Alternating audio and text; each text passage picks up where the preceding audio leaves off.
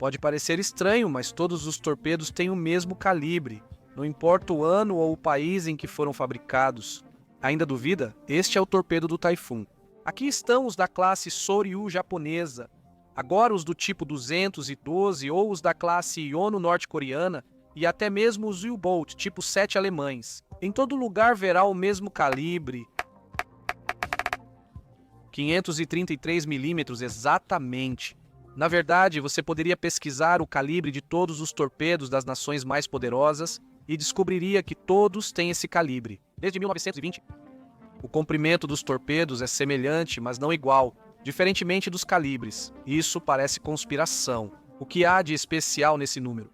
Será que esse calibre é tão perfeito que nenhuma nova tecnologia precisou mudá-lo? Será que todas as nações já se reuniram e proibiram torpedos maiores que esse? Neste vídeo, vamos tentar encontrar a resposta para essa interessante pergunta. Então acomode-se e seja bem-vindo ao Guns Club. Como sempre, um pouco de história traz contexto. O torpedo foi inventado pelo austro-húngaro Roberto Whitehead, que mostrou um modelo experimental em 1866 para que ele o melhorasse. Whitehead melhorou amplamente o design do torpedo, tornando-o mais estável e basicamente funcional, sendo este impulsionado por ar comprimido. Como muitos hoje, Whitehead lançou um modelo de 356 mm e depois um 450 mm. Os torpedos Whitehead fizeram sucesso e foram adquiridos por quase todas as potências em 1870, incluindo Inglaterra e Estados Unidos, que também compraram seus direitos de produção. De repente, o calibre 450 se tornou o padrão no mundo. Nesses anos, tamanho maior trazia mais alcance e poder destrutivo, por isso o calibre aumentou gradualmente. Os americanos pegariam o Mark IV de Whitehead e criariam seus próprios torpedos a partir de 1911. Os primeiros torpedos eram bastante limitados comparados com os atuais, com um alcance de 5.500 metros e um calibre de 450 milímetros. Engenheiros perceberam que, para aumentar a velocidade e alcance dos torpedos, precisavam torná-los maiores. E assim nasceram os Blitz-Levitt, de calibre 533 milímetros. Desenvolvimentos semelhantes também ocorreram em outros países desse calibre. Esse foi um divisor de águas tecnológico. Assim, a motorização permitiu ao torpedo atingir mais de 15 km com velocidade constante. Esse torpedo americano foi amplamente adquirido por várias marinhas. Assim, quase todos os torpedos do mundo derivaram dos projetos de Whitehead. Desde então, no período entre guerras, cada submarino americano foi projetado para usar tubos lança-torpedos desse tamanho. 533 milímetros, 15.000 metros era um alcance mais do que decente no período entre guerras, época em que submarinos começaram a se modernizar com sonares e, mais tarde, com radar na Segunda Guerra Mundial. Em 1944, ainda utilizavam versões atualizadas do Mark XIV do início do século, como o Mark 28 com alcance de 20 km e calibre de 533 milímetros. Os torpedos alemães tinham 533 milímetros. Os G7E, baseados inicialmente também em projetos da Whitehead, os torpedos alemães, no 1º de setembro de 1939, eram os G7E T1. E esses eram realmente ruins, com problemas na espoleta que causavam muita ineficácia. Estima-se que, no pior dos casos, cerca de 20% dos torpedos nunca detonavam quando deveriam. Dönitz afirmou em 1940: "Nunca uma força militar foi enviada com arma tão inútil." Os G7ET1 foram atualizados com espoletas muito mais precisas, sendo estes os T2.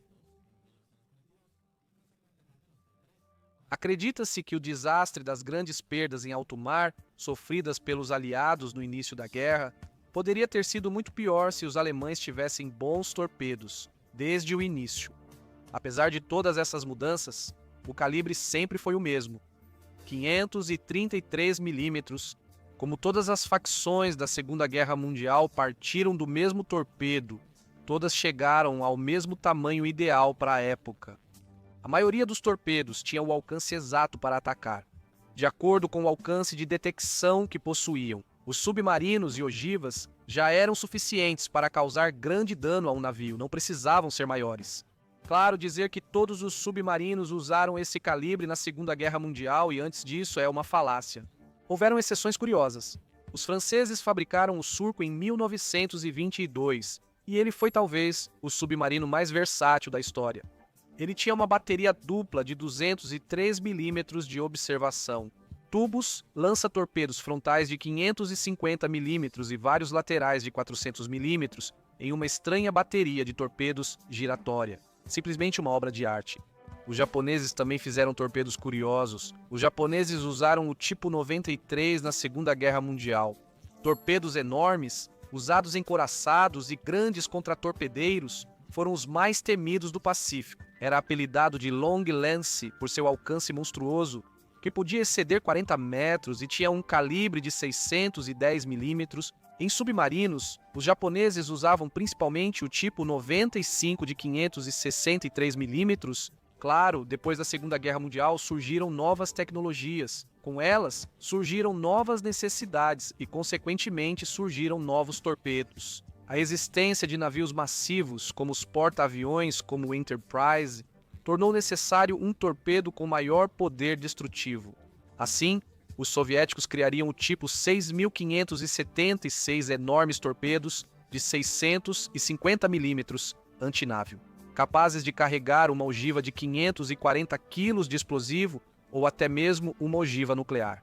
Se fosse necessário, podendo ter 20 quilotons, os americanos também desenvolveriam seus próprios torpedos de 650 milímetros para acompanhar os soviéticos.